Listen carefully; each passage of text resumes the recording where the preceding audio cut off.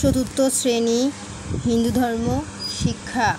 তো আজকে আমরা সমাধান করব হচ্ছে সপ্তম অধ্যায়ের দ্বিতীয় পরিচ্ছেদ আসন। ঠিক আছে, তো প্রথম পরিচ্ছেদের ভিডিও অলরেডি আপলোড করা হয়ে গেছে। তো এখন আমরা সমাধান করব দ্বিতীয় পরিচ্ছেদ। তো দ্বিতীয় পরিচ্ছেদে আজকে আমরা সমাধান করব এই হচ্ছে পুরো দ্বিতীয় পরিচ্ছেদটি সমাধান করব। তো সর্বপ্রথম সমাধান করব আমরা এই হচ্ছে 55 পৃষ্ঠা। তো 55 পৃষ্ঠার এই শূন্য স্থান ডান বাম মিলকরণ। তো এটি সমাধানের পর আমরা সমাধান করব হচ্ছে 56 পৃষ্ঠা। 56 পৃষ্ঠায় আছে কি টিক চিহ্ন, তারপরে আছে সংক্ষিপ্ত প্রশ্ন, মানে এই প্রশ্নগুলো সংক্ষেপে উত্তর দাও, যাকে বলে এক কথায় আমরা প্রকাশ করতে পারি। তো এই প্রশ্নগুলো সমাধানের পর আমরা সমাধান করব এই হচ্ছে নিচের নাম্বারের বর্ণনামূলক প্রশ্ন, যেখানে আছে 1 থেকে 5টি। ঠিক আছে, তো সর্বপ্রথম আমরা আগের পৃষ্ঠা দিয়ে শুরু করি। তো এখানে শূন্যস্থানগুলো আমরা এখন পূরণ করব। তো এখানে সর্বপ্রথম কি আছে আমি এখানে লিখে দিচ্ছি, তারপর হাতের লেখা না বুঝলে আমি সরাসরি উত্তরগুলো দেখাবো। তো প্রথমে আমি এখান থেকে লিখে দিচ্ছি। ঠিক আছে, তো এখানে প্রথমে আছে আসনে শরীর সুস্থ থাকে এবং ড্যাশ বাড়ে। তাহলে কি হবে? সঠিক উত্তর হবে কর্ম ক্ষমতা। তাহলে আমরা এখানে লিখব কর্ম ক্ষমতা।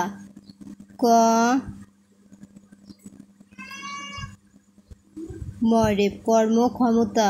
সিও ম তয়াকারিতা কর্ম ক্ষমতা বাড়ে।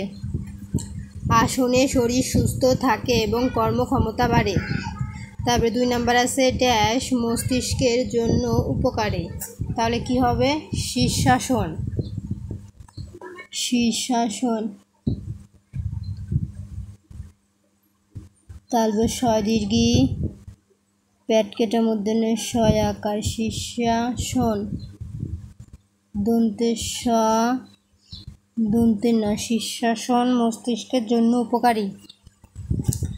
তারপরে আছে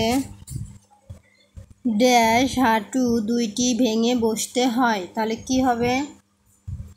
বজ্রাসনে। আমরা এখানে লিখব ব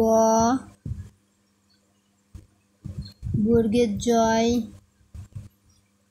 জফলা আকার বজ্রাসনে। দন্তের স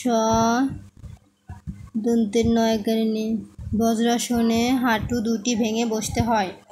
তারপরে 4 নাম্বারে আছে পা দুইটি ড্যাশ করে সোজা হয়ে দাঁড়াতে হবে। পা দুটি জোড়া। বর্গের জওকারে জয়বিন্দু রয়কারীরা জোড়া। 5 ড্যাশ ক্ষুধা বৃদ্ধি পায় পদ্ম হস্তনে। দহ পদহ দন্তের শয় তয়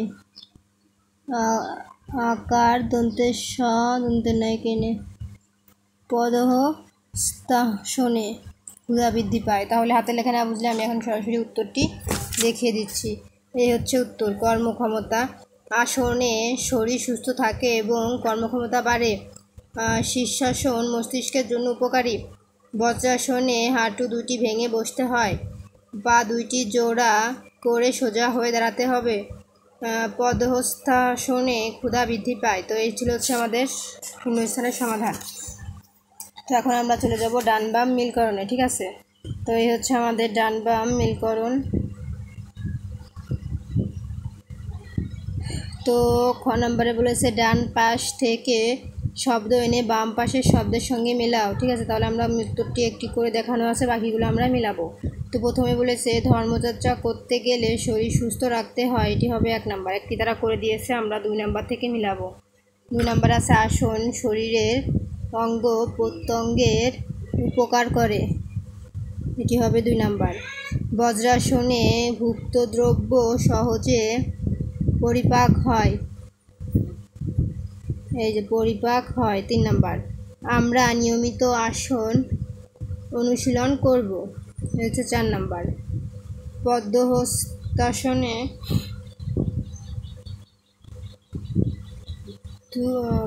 রক্ত স্বল্পতা দূর হয়, এই যেটি হবে 5 নাম্বার। তাহলে আমাদের 55 পৃষ্ঠা কমপ্লিট। এখন আমরা চলে যাব পরবর্তী পৃষ্ঠা 56। তো 56 পৃষ্ঠায় আছে টিক চিহ্ন। গ নাম্বারে বলেছে সঠিক উত্তরের পাশে টিক চিহ্ন দাও। 1 নাম্বারে বলেছে শীর্ষাসন কিসের জন্য উপকারী? ক মস্তিষ্কের, খ চোখের, গ হৃৎপিণ্ডের, ঘ পাকস্থলীর। তাহলে সঠিক উত্তর হবে ক মস্তিষ্কের। 2 কোন আসনে দেহের নিম্নভাগে স্নায়ু ও পেশি বজ্রের মতো কঠিন হয়? ক পদ্মাসনে, খ বজ্রাসনে, গ শীর্ষাসনে, ঘ বীরাসনে। তাহলে সঠিক উত্তর হবে বজ্রাসনে। 3 অজীর্ণ রোগীদের ক্ষেত্রে কোন আসন উপকারী? ক পদ্মাসন, খ গোমুখাসন, গ চক্রাসন, ঘ বজ্রাসন। তাহলে সঠিক উত্তর হবে ঘ বজ্রাসন। 4 নাম্বার পদ্মহস্তাসনে একবারে কত সময় থাকতে হয়? ক 5 থেকে 10 সেকেন্ড, খ 8 থেকে 13 সেকেন্ড, গ 11 থেকে 16 সেকেন্ড, ঘ 14 থেকে 19 সেকেন্ড। তাহলে সঠিক উত্তর হবে ক 5 থেকে 10 সেকেন্ড। 5 নাম্বার কোন আসনে বহুমূত্র রোগ দূর হয়? ক বজ্রাসনে, খ চক্রাসনে, গ পদ্মহস্তাসনে, ঘ বৃক্ষাসনে। তাহলে সঠিক উত্তর কি হবে? গ পদ্মহস্তাসনে। তাহলে আমাদের টিক চিহ্ন কমপ্লিট। এখন আমরা চলে যাব ঘ নাম্বারে সংক্ষিপ্ত প্রশ্নে। 1 থেকে 5টি আছে।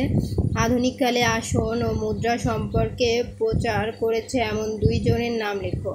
তো বাকিগুলো আমরা ওখান থেকে উত্তর দেখব এবং প্রশ্নগুলো পড়ে নেব। তো চলো আমরা উত্তরটি দেখে নিই। আধুনিককালে আসন ও মুদ্রা সম্পর্কে প্রচার করেছে এমন 2 জনের নাম লেখো। উত্তর আধুনিককালে আসন ও মুদ্রা সম্পর্কে প্রচার করেছেন এমন 2 জন হচ্ছেন 1 স্বামী কুবলয়ানন্দ, 2 শ্রী যোগেন্দ্র। তাহলে কি হবে? স্বামী কুবলয়ানন্দ, 2 শ্রী যোগেন্দ্র। এই ছিল একটি প্রশ্নের সমাধান। 2 নম্বর প্রশ্ন বজ্রাসনে হাত দুটি কিভাবে রাখতে হয়? উত্তর বজ্রাসনে হাত দুটি সোজা করে 2 হাঁটুর ওপর রাখতে হয়। 3 বজ্রাসন একবারে কত সময় ও কতবার করতে হয়? উত্তর বজ্রাসন একবারে 30 সেকেন্ড করে 4 বার অভ্যাস করতে হয়। 4 নম্বর পদ্মহস্তাসন কতবার অভ্যাস করার পর শবাসন করতে হয়? উত্তর পদ্মহস্তাসন 5-6 বার অভ্যাস করার পর 1 মিনিট শবাসনে থাকতে হয়। 5 পদ্মহস্তাসনে এরূপ নাম হয়েছে কেন? উত্তর পদ্মহস্তাসন অনুশীলনের ফলে পদ ও হস্তের পেশি ও স্নায়ুমণ্ডলী সুস্থ থাকে, তাই এই আসনের নাম পদ্মহস্তাসন হয়েছে। তো এই ছিল আমাদের 5টি প্রশ্নের সমাধান। তো এখন আমরা সমাধান করব হচ্ছে নাম্বারের 1 থেকে 5টি প্রশ্ন। এখানে বলেছে আসনের প্রয়োজনীয়তা কী বুঝিয়ে লেখো। তো চলো আমরা উত্তরগুলো এখন করব এবং দেখব।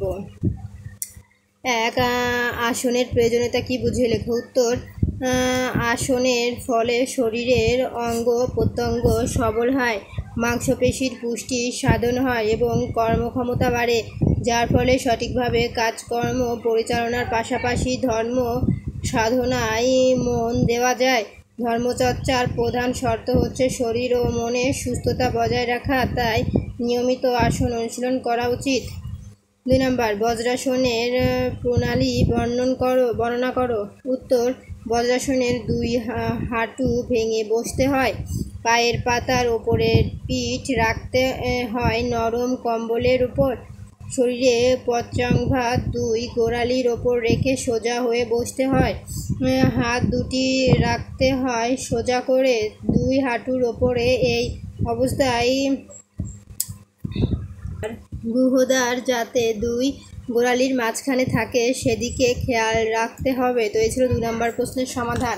তো এখন আমরা 3 নম্বর প্রশ্নের সমাধান দেখাবো। বজ্রাসনের উপকারিতা বর্ণনা করো। উত্তর বজ্রাসন অনুশীলনের ফলে দেহের নিম্নভাগে স্নায়ু ও পেশি বজ্রের মতো কঠিন ও মজবুত হয়। নিয়মিত বজ্রাসন করলে সায়োটিকা পায়ের বাত ইত্যাদি হয় না। আহারের পর এই আসন 5-10 মিনিট অনুশীলন ভুক্ত দ্রব্য সহজে পরিপাক হয়, তাই অজীর্ণ রোগীদের জন্য এই আসন খুবই কার্যকর। 4 নম্বর, পদহস্তাসনের প্রণালী ব্যাখ্যা করো। উত্তর: পদহস্তাসনের প্রথমে পা দুটি জোড়া করে সোজা হয়ে দাঁড়াতে হবে। তারপর দম নিতে নিতে হাত দুটি কানের সঙ্গে চেপে মাথার ওপর তুলতে হবে।